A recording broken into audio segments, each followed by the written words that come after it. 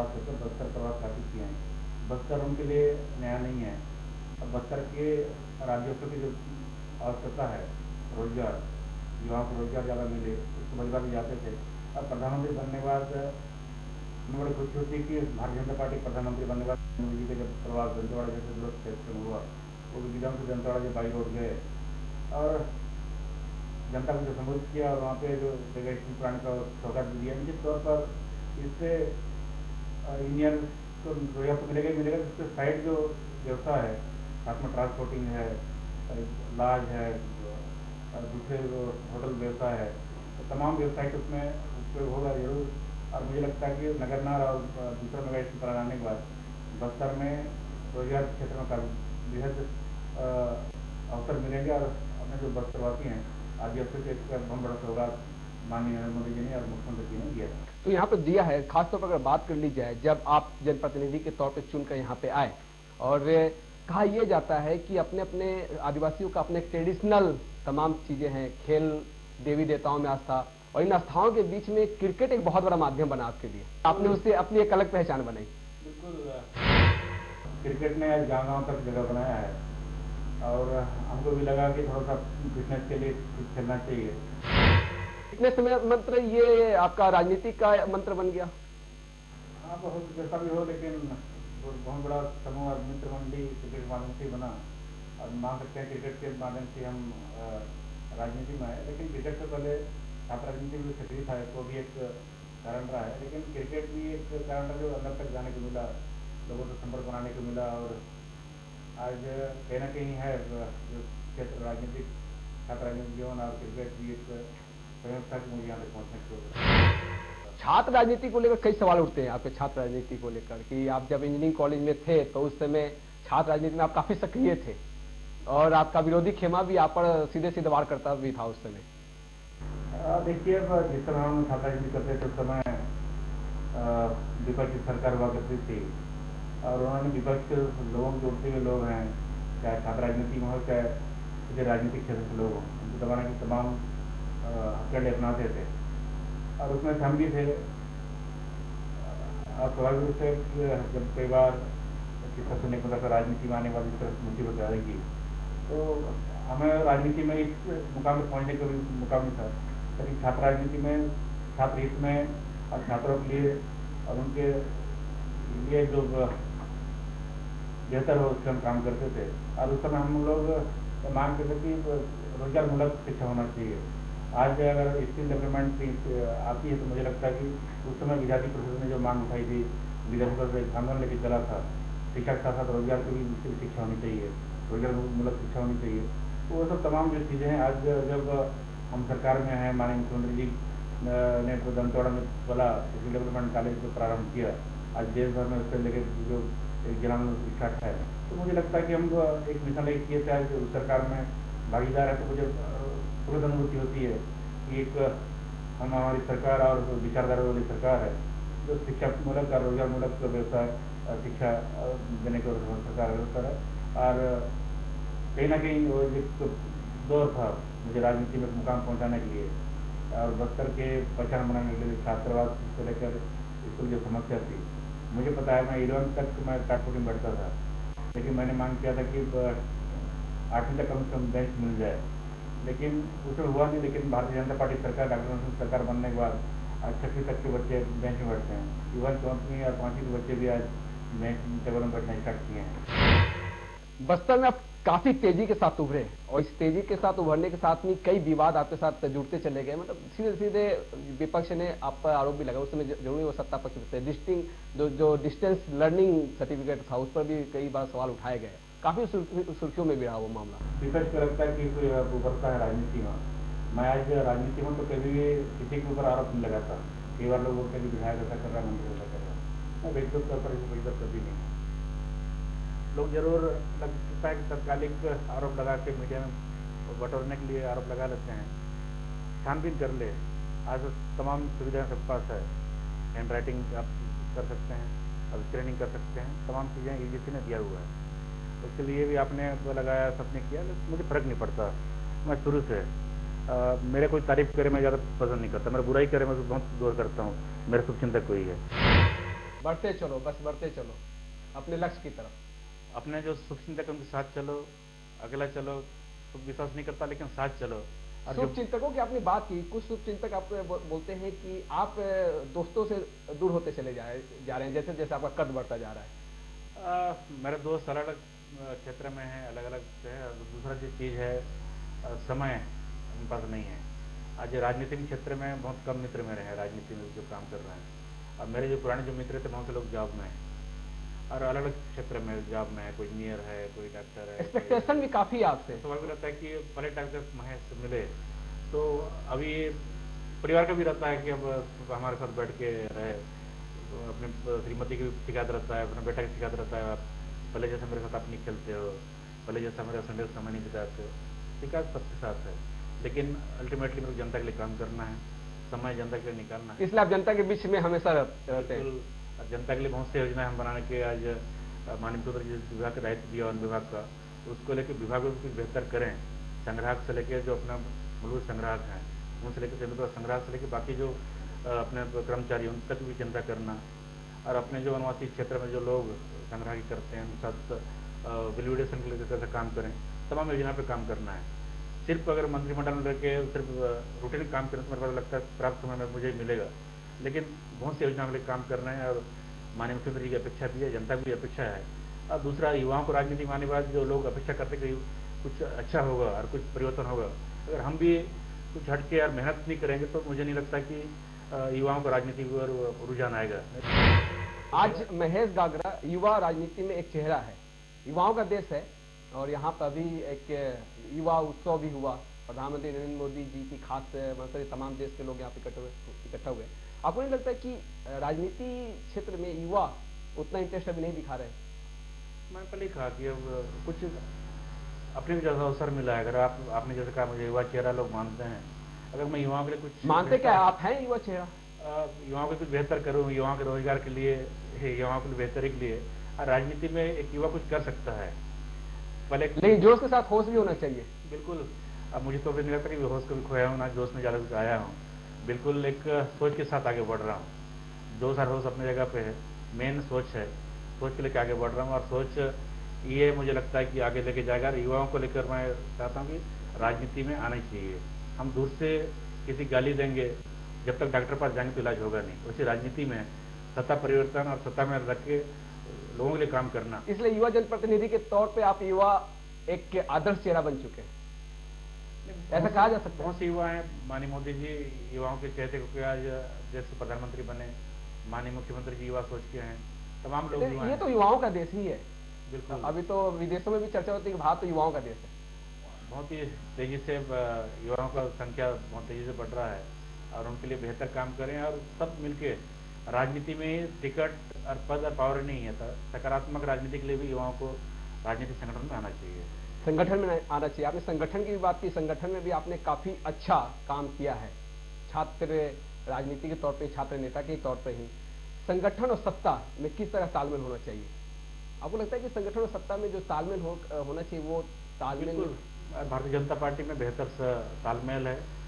कोई भी संगठन हो, कोई भी सरकार हो, दोनों बीच एकमात्र चीज़ है संवाद होता रहना चाहिए। और जहाँ भारतीय जनता पार्टी सरकार है, मुझे नहीं लगता कि दिक्कत है। अब छत्तीसगढ़ की बात करें, छत्तीसगढ़ में सरकार और संगठन जब भी बैठक होती है तो एक साथ बैठक करते हैं। संगठन लोग भी खुल के बात कर रखते हैं, मंत्री मंडल के लोग हैं वो भी रखते हैं, माननीय मुख्यमंत्री स्वयं हर बैठकों में उपस्थित रहते हैं। जिले स्तर से मंडल स्तर बैठकों में अपने सभी मंत्रिमंडल के जो सदस्यगण हैं सभी पहुँचते हैं। तो तमाम जो मंत्रिमंडल सदस्य भी हैं और विधायक सांसद भी हैं, निश्चित तौर पर छत्तीसगढ़ में संगठन काम में भी लगे रहते हैं। और एक को भी छत्तीसगढ़, आप संगठन को भी समय दे पा रहे हैं कि? बिल्कुल। मैं मंत्रिमंडल में अगर 40% काम कर रहा हूँ, 60% काम संगठन में काम कर रहा हूँ। संगठन के लिए भी काम करें, सत्ता के लिए भी जो होना चाहिए तमाम जिम्मेदारी दायित्व उसका भी निर्वहन करें। इसलिए कहा यह जाता है कि आप डॉक्टर रमन सिंह काफी चाहते हैं। जी नहीं, काम जब सोचते हैं निश्चित तौर पर उनके हिसाब से काम करना। एक कैप्टन है, कैप्टन को लगता है कि उनका जो फील्डर है अच्छे से काम करे। मुझे लगता है क्योंकि चेता सभी होंगे, उसमें मैं भी चेता हो सकता हूँ। नहीं, आप अधिक चाहते हैं। बस्तर में आपका इस समय जो कद है वो काफी बढ़ता जा रहा है, और एक ये भी कहा जा रहा है कि एक जो परिवार का दखलंदाजी था वो काफी कम हुआ है बस्तर में। जी नहीं, जनता का प्यार है, संगठन का सोच है, सब काम करने वाले लोग हैं, सबका अपना अपना दायरा है, सब अपना अपना काम करते हैं, सब अपना एक रुतबा, सबका एक कद सबका अपना है। अब मैं जिस परिवार से आता हूँ उस परिवार में आज राजनीतिक से कोई जुड़े नहीं थे, इसलिए इसलिए मेरा पंच कहना भी है। नहीं था मेरे परिवार से। बाकी जो लोग हैं मानी केदार के सब्जी नहीं तो कोई था नहीं आपके परिवार से राजनीति में, तो ये लोग भी जानना चाहेंगे कि राजनीति में आपका पदार्पण कैसे हुआ। ये भारतीय जनता पार्टी है और अखिल भारतीय विद्यार्थी परिषद के माध्यम से यहाँ तक पहुँचा। भारतीय जनता पार्टी डॉक्टर रमन सिंह जी और माननीय सौदान सिंह जी और माननीय राम प्रताप जी, माननीय रामदत्त जी जो प्रांत प्रचारक थे, इन्होंने और कल्याण आश्रम के उस समय गुरुजी करके संगठन मंत्री थे, गुरुजी करके कहते थे, तो उन सब ने मुझे एक वहाँ से ढूंढ के निकाला, इसको संगठन लाना चाहिए। तो किसी ने कहा आदिवासी इलाके से एक हीरा चुनकर निकाला भारतीय राजनीति के लिए। अब जो संगठन करता है, संगठन करने वाले लोग हैं जो चिंता करते दिन रात, मैं आपके अंदर वो खूबी देखी इन लोगों ने। अब मुझे तो नहीं पता क्या खूबी देखी, लेकिन डॉक्टर साहब जब प्रथम बार मुख्यमंत्री बने तो उस समय हम पूर्णकालिक हुआ करते थे। तो बस्तर प्रवास में जाने के बाद अपने गांव में मेरे ख्याल से उसमें ग्राम पंचायत था, सीएम साहब का उस समय नया प्रयास किए थे, ग्राम स्वराज अभियान। तो गांव उतरे थे, बोले तुम गांव कैसे आ गए? बोले भाई साहब मैं वापस गांव आना चाहता हूँ, ऐसा करके। तो उन्होंने कहा कि यार तो क्या आपके स्मार्टनेस से प्रभावित हुए थे? जी नहीं, वहाँ पे जाने के बाद गाँव वालों ने जिस तरह से मुझे फ्रंट करके हर चीज़ बात रखने के लिए कहा, तो उन्होंने कहा कि मतलब नेतृत्व क्षमता आप में पहले से थी, मतलब नेतृत्व क्षमता आप में बचपन से ही है, ये कहा जा सकता है। छात्र राजनीतिक काम किया तो स्वाभाविक रूप से इतना बड़ा छात्र राजनीतिक काम किया बस्तर संभाग में, अब विभाग प्रमुख तक का दायित्व रहा है, तो नेतृत्व तो नहीं, लेकिन सबको लेकर चलने का एक जो स्वभाव रहा है। और स्थानीय जो लोग भी थे सबके लिए दुख सुख में बैठना, सब करना। छोटी उम्र में हम हमारे क्लब चलाया करते थे, स्पोर्ट्स क्लब, बड़े स्पोर्ट्स क्लब, काफ़ी 100-150 का अपने सदस्य हुआ करते थे। वहाँ जो ग्राउंड था सब मिलकर खेलना उलना, किसी का दुख सुख हुआ तो पूरे क्लब के लोग एक पर्यटन मिलकर काम करना, तो एक यूनिटी क्लब में थी। वो एक जो संगठन क्षमता लोग लेके चलने का उस समय हमको एक बोलना चाहिए छात्र जीवन से मिला। तो धीरे धीरे जब संगठन में आए, पूर्णकालिक हुए, संगठन सहायक भारतीय जनता पार्टी में निकले, तो उस समय भी जब जहाँ पे दायित्व मिला कभी मैं ना नहीं कहा, जिस जगह पे दिए। पहले केसकाल मिला, फिर बीजापुर मिला, लोग वहाँ बीजापुर जाने डरते थे। और जिस समय मैं राजनीति में आने की चाहा तो बोले बीजापुर में खतरा है तो बीजापुर तुम छोड़ दो। तो तभी मैंने कहा था कि लोकतंत्र बचाने किसी को सामने आना पड़ेगा, और संगठन खड़ा करना है तो किसी को सामने आना पड़ेगा। तो तमाम चीज़ें थी, लेकिन माननीय मुख्यमंत्री जी ने कहा कि ठीक है, अगर संगठन से वापस जाते हो तो तुम तैयारी करो, अगर यहाँ से तुमको टिकट मिलेगा और चुनाव जीतना है। संगठन में भी आपने प्रमुख भूमिका निभाई, और पहली बार जब चुन के आए तो तुरंत आपको उसका चिन्हांकित भी किया क्या आपके काम को, और तुरंत आपको संसदीय सचिव बनाया गया। उसके बाद में दूसरे बार संगठन सहायक पर जिला पंचायत पर युवा मोर्चा का प्रदेश उपाध्यक्ष के दायित्व मिला, उसमें काम किए। और ये तो संगठन ये काम करते रहे, इसलिए आप नक्सलियों की हिट लिस्ट में आ गए। मैं तो छात्र राजनीति से उनकी लिस्ट में है। जब मुरलीधर राव जी तेलंगाना में और आंध्रा में जब उनके खिलाफ मसाला यात्रा निकाले थे, हमने भी छत्तीसगढ़ में बस्तर में उसके लिए मसाला यात्रा निकाले थे।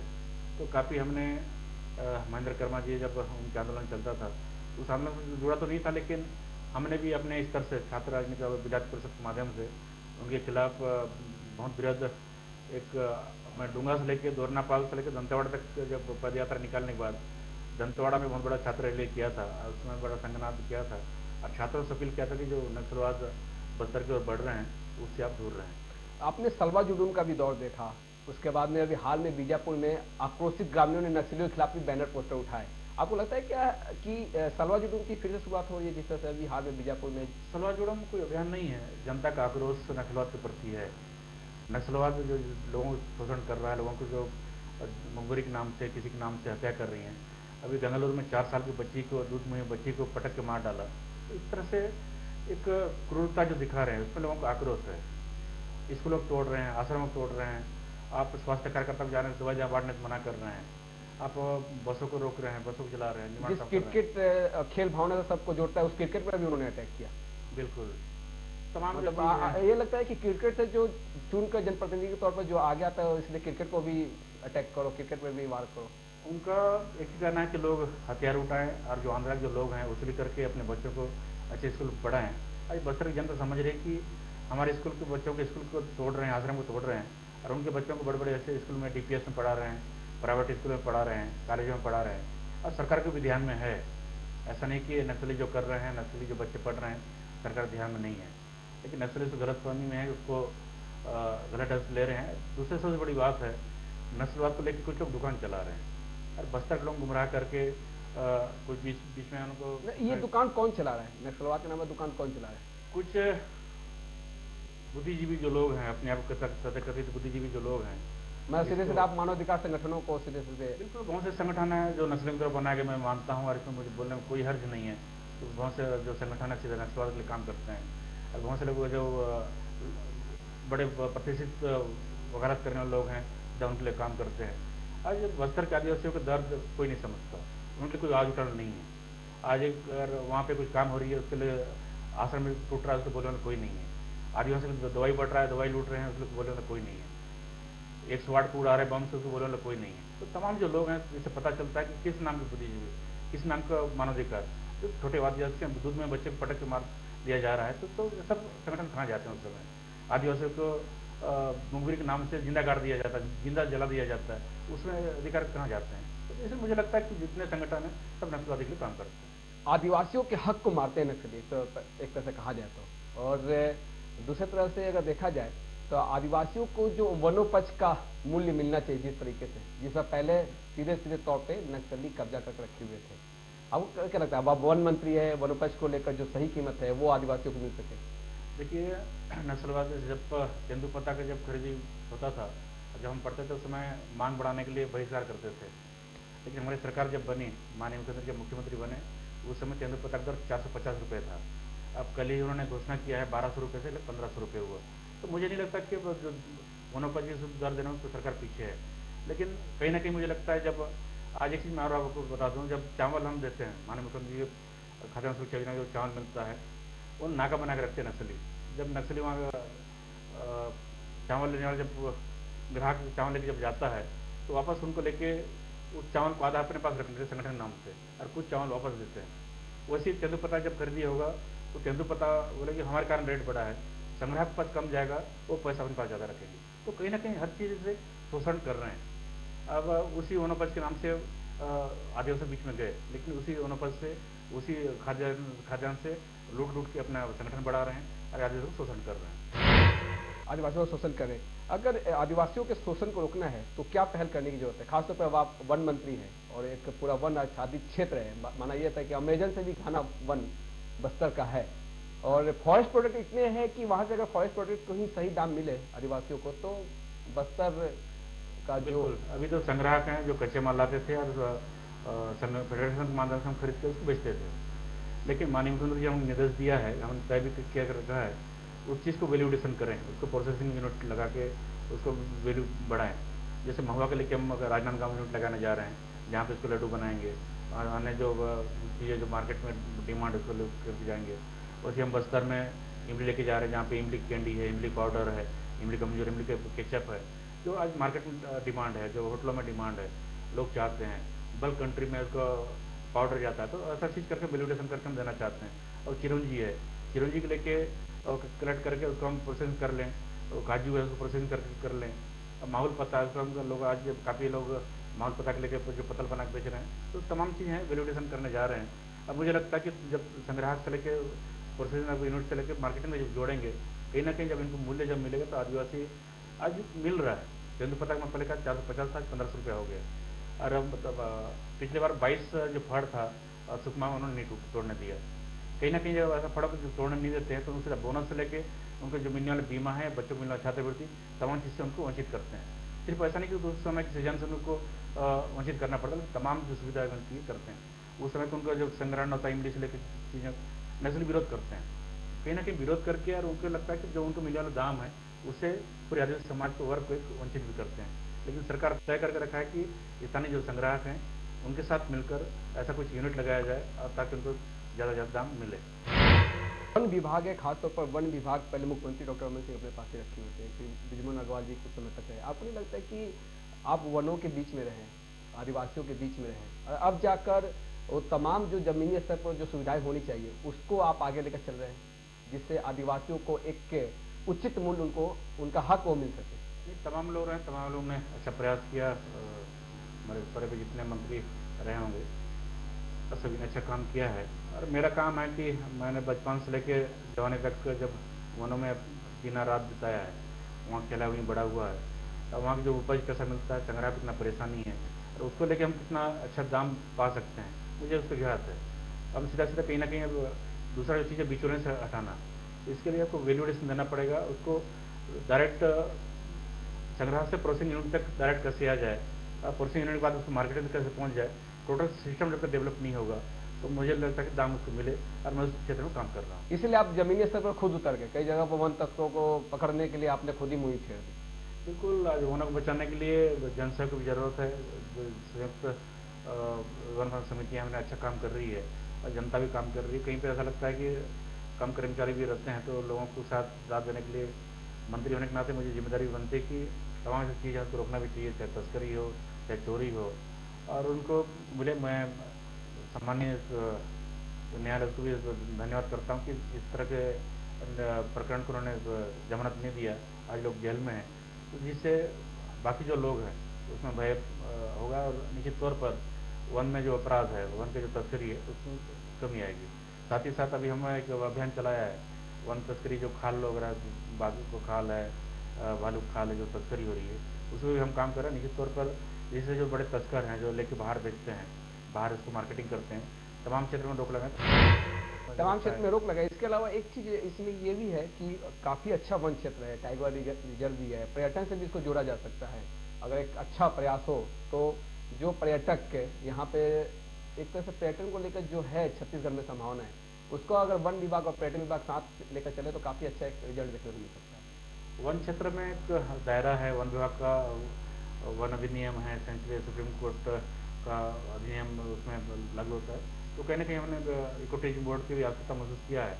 हमने कुछ केरल के तर्ज पे भी आप कुछ करने वाले थे कुछ? बिल्कुल, अब प्रयास भी है भी। इको टूरिज्म बोर्ड मुझे लगता है कैबिनेट में जब भी आए, अनुमोदन होने के बाद इस तरह से करके, और मुझे लगता है कि हम जितना बड़ा वन क्षेत्र है इसको इको टूरिज्म बोर्ड से जोड़ेंगे और लोगों को उससे रोजगार जब मिलेगा तो मुझे लगता है कि जब इसका फायदा जब लोगों को मिलेगा, और पर्यटन मंडल और इको टूरिज्म बोर्ड दोनों मिलकर छत्तीसगढ़ विकास के लिए बेहतर काम कर सकते हैं, ऐसा मुझे लगता है। बस्तर के लिए और क्या करने की जरूरत है? आपको क्या लगता है कि बस्तर से अगर पूरे तरीके से नक्सलवाद को खत्म करने तो क्या करने की जरूरत है? शिक्षा, स्वास्थ्य, और दूसरा आवागमन, और दूसरा रोजगार। जो आज जो शिक्षित लोग हैं या फिर कम शिक्षित हैं, जैसे हम स्किल डेवलपमेंट के माध्यम से लाके लघु उद्योग दे रहे हैं, उनको उस लघु उद्योग को एक मार्केटिंग और सोसाइटी ग्रुप में जोड़ के उसको नेटवर्क मार्केटिंग में जोड़ना, और उसको मार्केट मिले और बेहतर रूप से उसको उत्पादन हो और उसका मूल्य मिले, और दूसरा उनको रोजगार के साधन ज़्यादा से ज़्यादा बढ़े। रोजगार ही मुझे लगता है कि शिक्षा के साथ रोजगार को जोड़ दें तो मुझे लगता है कि आने वाले दिनों में बेहतर परिणाम देखने को मिलेगा, और स्थानीय जो रोजगार है उसमें ज़्यादा से ज़्यादा फायदा स्थानीय लोगों को भी मिले, ये भी हमको तय करना पड़ेगा। स्थानीय रोजगार के लिए कुछ आप पहल कर रहे थे, आपने बताया प्रोसेसिंग यूनिट भी लगाएंगे, उससे किस तरह से आप वहाँ के आदिवासी उसमें जो संग्रह करेंगे डायरेक्ट संग्रह तो सीधे लाभान्वित होंगे, और दूसरा एक जो यूनिट लगाएंगे उसमें हम सोसाइटी बनाएंगे, उसमें संग्रह परिवार से लोग रहेंगे। दूसरा उसमें कुछ जो इन्वेस्ट करने वाले लोग हैं, जो पीवी मॉडल पे रहेगा, कुछ लोग इन्वेस्ट कर सकते हैं, किसी पास मशीनरी तकनीक टाइप के लोग रहेंगे, कुछ लोगों को नौकरी पे या फिर उसको क्या बोलना चाहिए पेमेंट बेस पे हमको रखना पड़ेगा, तो एक लिंक से जोड़ देंगे। जैसे कोऑपरेटिव सेक्टर है, जस्ट उसमें हम कोऑपरेटिव सेक्टर टाइप का तो अपना इमली है, काजू है, चिरौंजी है, महुआ बीज है, तोरा, तो तमाम चीज़ को लेकर हम, जैसे तोरा तेल हम तेल है उससे हम साबुन बनाने की तरफ जा सकते हैं, तो लोग को पूरा ट्रेनिंग हम देंगे। ट्रेनिंग देने के साथ आगे क्या बढ़ सकते हैं, आज बाजार खुला हुआ है, बाजार के साथ दूसरा आवश्यकता मांग, और दूसरा डिमांड हम जो पूर्ति कर सकते हैं। आवश्यकता जब पूर्ति करेंगे तो मुझे लगता है कि बाजार बढ़ेगा। दोनों जो चीज़ है, आवश्यकता और पूर्ति दोनों जब मिलाएंगे तो मुझे लगता है कि स्थानीय लोग को रोजगार भी मिलेगा और दाम भी मिलेगा। तो दाम भी मिलेगा। आवश्यकता पूर्ति को लेकर यहाँ पर तमाम चर्चा यहाँ पे हुई। हमारे साथ इस लोकायत चर्चा प्रोग्राम में थे वन मंत्री महेश गागड़ा जी। इस खास प्रोग्राम में अगले सप्ताह फिर किसी खास मेहमान से बातचीत होगी, तब तक के लिए नमस्कार।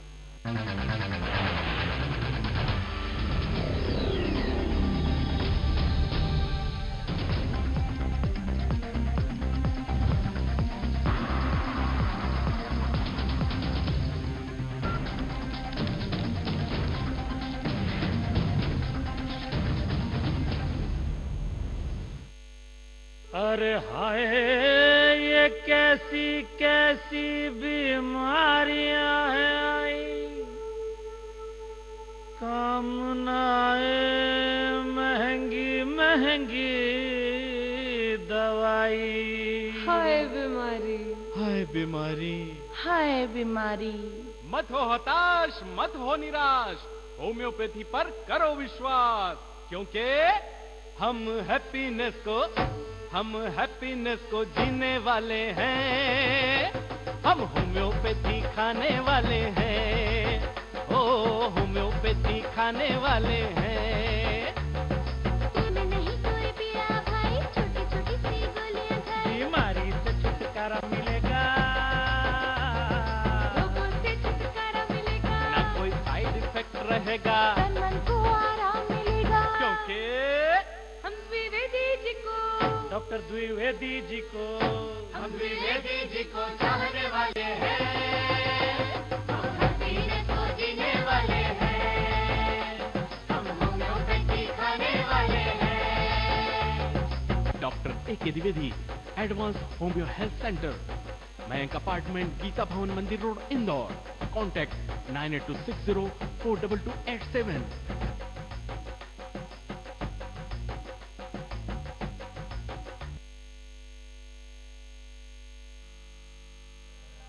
मेरा नाम विजय प्रताप सिंह है, ग्राम गोपीपुर, थाना व तहसील रामायण नगर, जिला सूरजपुर। मेरा सिलेक्शन IIT JEE मेन के थ्रू NIT में हुआ है। इससे पहले मैं इस सब के बारे में नहीं जानता था, ना ही मेरे पिताजी जानते थे। मेरा पिताजी एक साधारण किसान हैं, उनके पास लगभग 1.5 एकड़ का खेत है, जो हमें इतनी अच्छे से नहीं पढ़ा सकते। जो हमारे माननीय मुख्यमंत्री डॉक्टर रमन सिंह की सोच से प्रयास संस्था बनी, उसी में हम आकर अध्ययन किए, जिससे हमें ऊंची लेवल का पढ़ाई कर पाए। प्रयास विद्यालय की उच्च स्तरीय शिक्षा अब बदल रही है नक्सल प्रभावित जिलों के प्रतिभाओं की तकदीर, जिसकी बदौलत आ रहे हैं 12वीं में 100% परिणाम और IIT, NIT, PET, PMT जैसी परीक्षाओं में नक्सल प्रभावित क्षेत्र के सैकड़ों बच्चों ने सफलता अर्जित की। ऐसा कोई है जो हमारा ख्याल रखता है, वो हमारे छत्तीसगढ़ के मुखिया डॉक्टर रमन सिंह। छत्तीसगढ़ सरकार, सबके साथ सबका विकास। आस्था की नगरी उज्जैनी, 12 साल लंबी प्रतीक्षा के बाद फिर गिरेंगी अमृत की बूंदें और उज्जैन सिंहस्थ का साक्षात्कार करेंगे। भारत ही नहीं, पूरे विश्व में आस्था का सबसे बड़ा उत्सव होता है सिंहस्थ महाकुंभ। यहाँ आते हैं करोड़ों श्रद्धालु, अंजुरी में अमृत जल लिए पुण्य फल की कामना करने। फिर इस बार तो दुर्लभ योग है, क्षिप्रा नर्मदा के संगम का संयोग है। त्याग और तप में जन्मे अध्यात्म के दर्शन का अवसर देगा सिंहस्थ। भारतीय अध्यात्म और भक्ति के दर्शन करने भारत ही नहीं, दुनिया भर से सैलानी यहाँ आएंगे। इस समय उज्जैन हिंदुस्तान ही नहीं, दुनिया भर के श्रद्धालुओं की अगुवाई करने को तैयार हो रहा है। तेजी से चल रहे हैं सड़क, पुल और पुलियाओं के निर्माण कार्य। पुराने घाटों का जीर्णोद्धार हो रहा है, नए घाट तैयार किए जा रहे हैं। उज्जैन और सिंहस्थ क्षेत्र में जल वितरण के नए बंदोबस्त किए जा रहे हैं। विद्युत क्षमता को बढ़ाया जा रहा है ताकि महाकुंभ के दौरान जगमग रहे उज्जैन। स्वास्थ्य सेवाएं भी तत्पर हो रही हैं। कानून व्यवस्था से जुड़ी हर स्थिति से निपटने लगाए जा रहे हैं CCTV कैमरे। इस बार सिंहस्थ जीवन में मानवीय मूल्यों की स्थापना का भी सेतु बने। धरती पर नदियों और बेटियों को ससम्मान जगह मिले। मध्य प्रदेश सरकार ने लाडली को लक्ष्मी बनाया, लेकिन अब समाज की बारी। सिंहस्थ संदेश देगा कि महाकुंभ की एक डुबकी में ही मानव जीवन का उद्धार संभव नहीं। इस पुण्य का प्रताप तभी है जब धरती पर नदियों की कलकल रहे। सिंहस्थ आस्थाओं के पवित्र क्षणों का अनुभव है ही, साथ ही आज के समय में प्रबंधन का बड़ा उदाहरण भी है। मध्य प्रदेश शासन आस्थाओं के समागम के लिए प्रबंधन की जो रणनीति अपना रहा है, वो अपने आप में एक मिसाल है। आइए आप भी तैयार हो जाइए समागम में आने के लिए।